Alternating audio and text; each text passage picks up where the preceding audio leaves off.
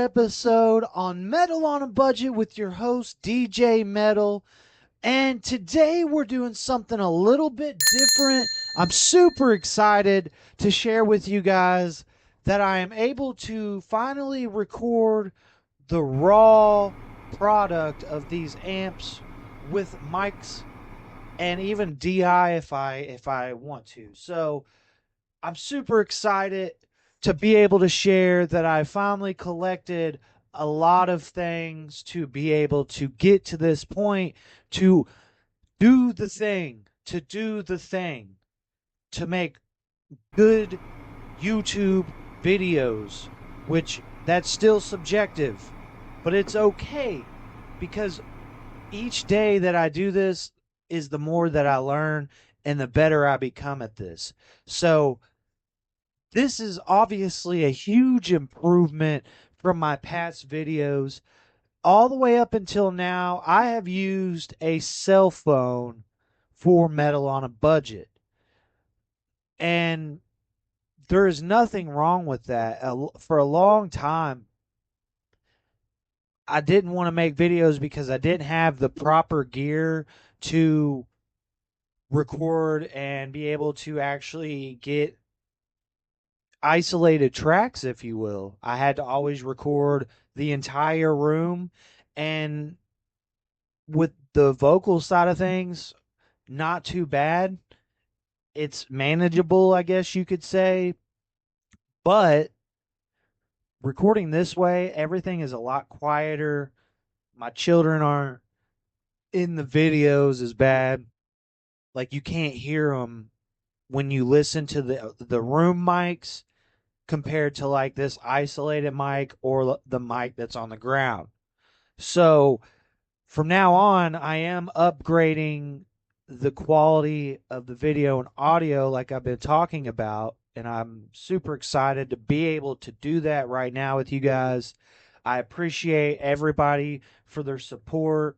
Without you guys, this channel wouldn't mean near as much to me.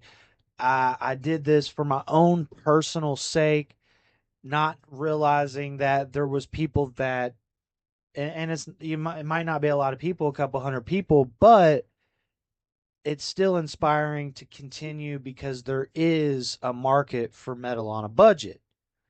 With all these new tech companies coming out with new gear and things like that, it seems like some people want to revert back to a little bit more simple or something more effective for the price. So with that, let's go ahead and talk about the two mics that I'm running at the moment, not including the room mics. But the first one is this limited edition ST90 by, I think this one was Audio Technica, which it's not a bad mic.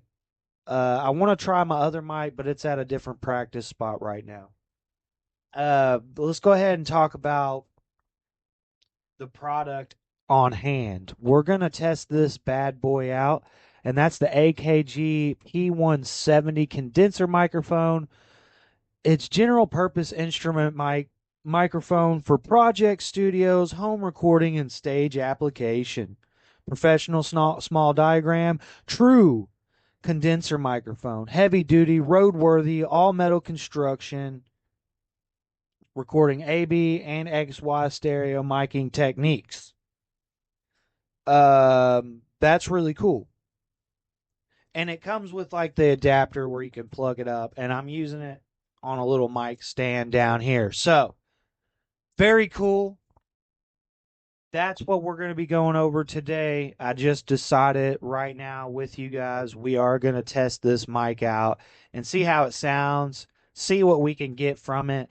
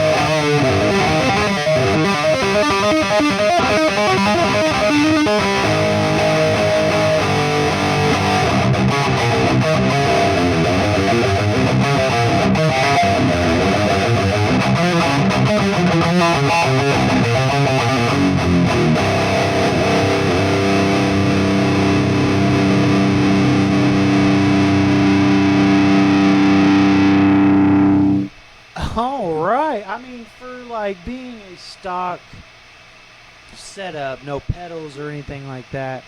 I'm just generally impressed with the distortion tone on the 5150. But that was Eddie's, rest in peace, Eddie. That was his claim to fame, though. Like, he didn't need pedals or anything. He just straight amp. And I can kind of get where he's coming from with that. And because these amps do have a lot of extra, if you will, to where the Jet City is just like a clean tone with a little bit of overdrive to it, and it's just best to use with like pedals, from what I've come to understand, which we will definitely do some video stuff like that in the future. But one thing at a time. I think this is like episode 42 or something. And yeah, I just wanted to come on here and show you guys that I'm still out here doing this. I'm still working really hard. And it did take me a little extra time to get to this point here. But we are doing the thing. And I'm super excited to be able to share with you guys. Comment down below what you guys want to see me do next, or just any idea that you have, and maybe we could try to work that out, and I could throw you a shout out and, you know, be like, hey, this person helped me with this, like, this idea I'm doing today. So yeah, pretty cool. Let's go ahead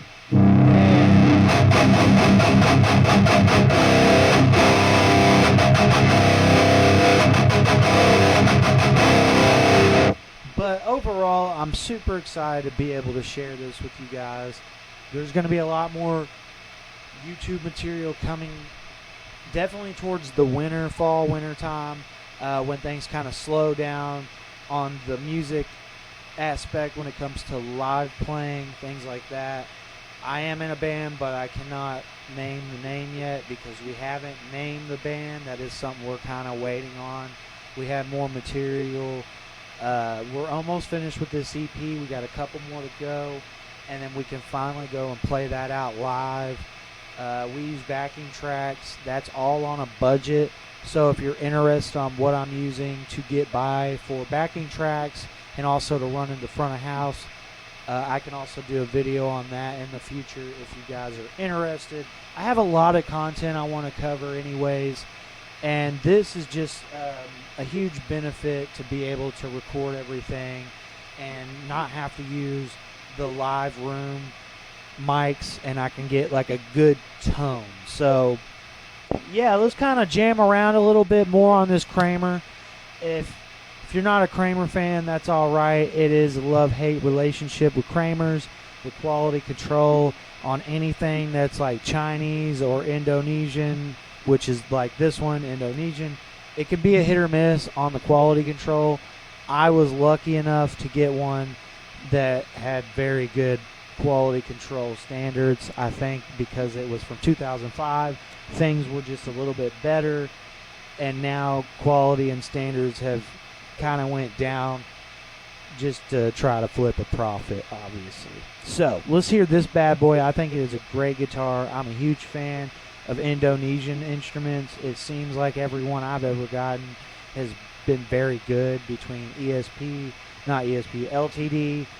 Schecter, Kramer, Jackson. Anything from Indonesia is not that bad. China, about the same. I mean, you're going to get quality control issues pretty badly, whether it be offset of the strings or just bad routing, you name it, whatever. And obviously ground issues, things like that.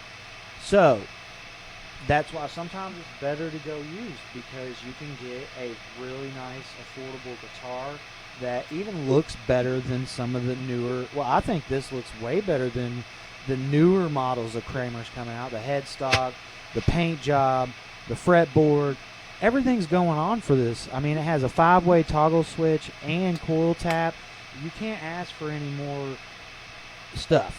Like, this thing can do metal, and it can also clean up. So let's go ahead and try that out and see how that goes.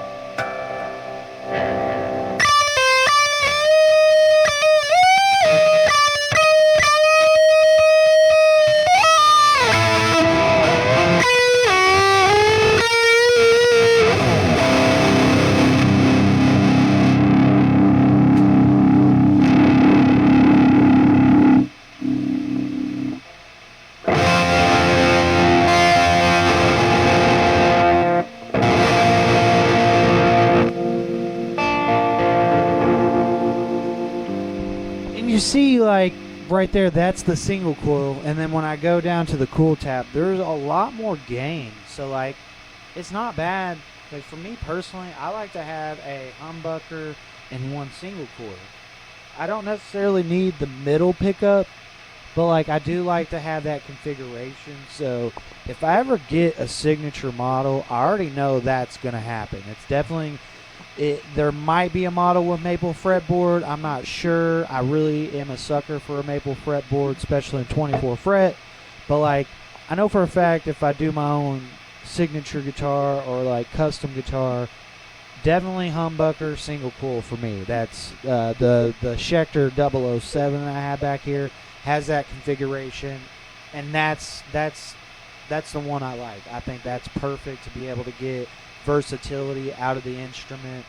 And yeah, I mean, some of my guitars only run the bridge pickup anyways, so, like, having that just extra for occasionally having for slower stuff or whatever, if you want to have a little breakup, because, like, going to my clean channel doesn't sound quite like that, where you're kind of drawing back all that gain staging, but it's still there. It's just the guitar is kind of suppressing that. And it's very cool to have that dynamic because, like, tapping stuff, or if you're into polyphia, you can kind of get that kind of tone. So, like, let's do some tapping, see what happens.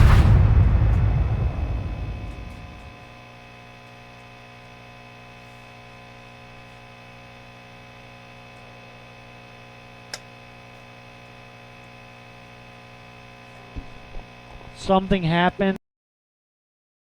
Okay, so that didn't go according to plan, but that's okay.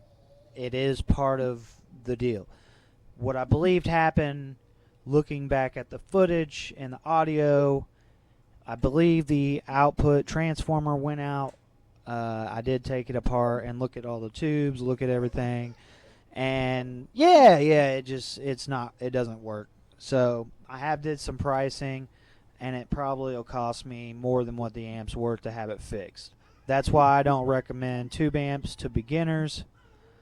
For someone just starting out, I do content on tube amps, such as the ones you see in the background, but that's something that you can also get for a budget if you're not buying them new. So I buy all this stuff used and broken, and I try to fix them, or maybe get something cheap enough to where it's worth fixing. And that's how I've gotten most of the tube amps that are in the background here. The 5150, I did get that one for, I don't know, $200-300. So if it costs me that to fix it, then, I mean, that's already double the price of what the amp's worth, which it sucks, but that's just part of it. I've also had solid states do the same thing. Generally, it's when I'm cranking them, though, not when they're just kind of at low power, chilling. So that sucks, but it is what it is, and we'll continue to move forward. You have, today was success to be able to record and do everything that I have always wanted to do, and it's not easy, but I have finally accomplished what I'm after. It's just all about getting better at it at this point.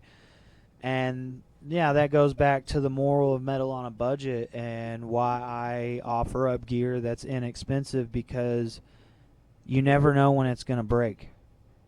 It can just do it whenever it wants. So if you're starting out and you got something like the 5150, say I sold the amp before that happened, like I knew that was going to happen, which I would never sell that amp. But say that, like, I wanted to trade it or something, I trade it, and then a couple weeks down the road it does that to this person that just started out.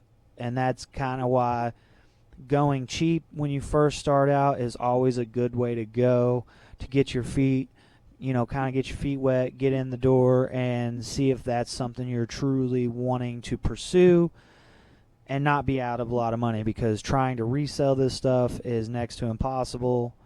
And for the same price that you got it for, you're you're probably not even going to get half of what you paid for.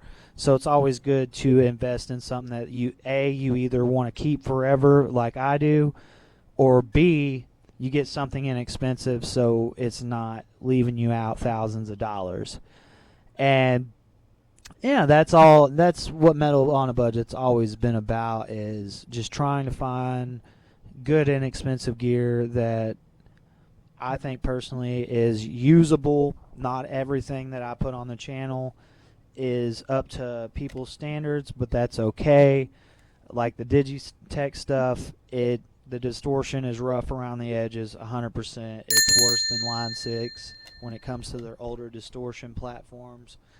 But it still works, and it's very capable of you learning and getting better at your instrument with the beats built in and things like that. So I want to appreciate everybody tuning in, and that was another episode with your host and Metal on a Budget.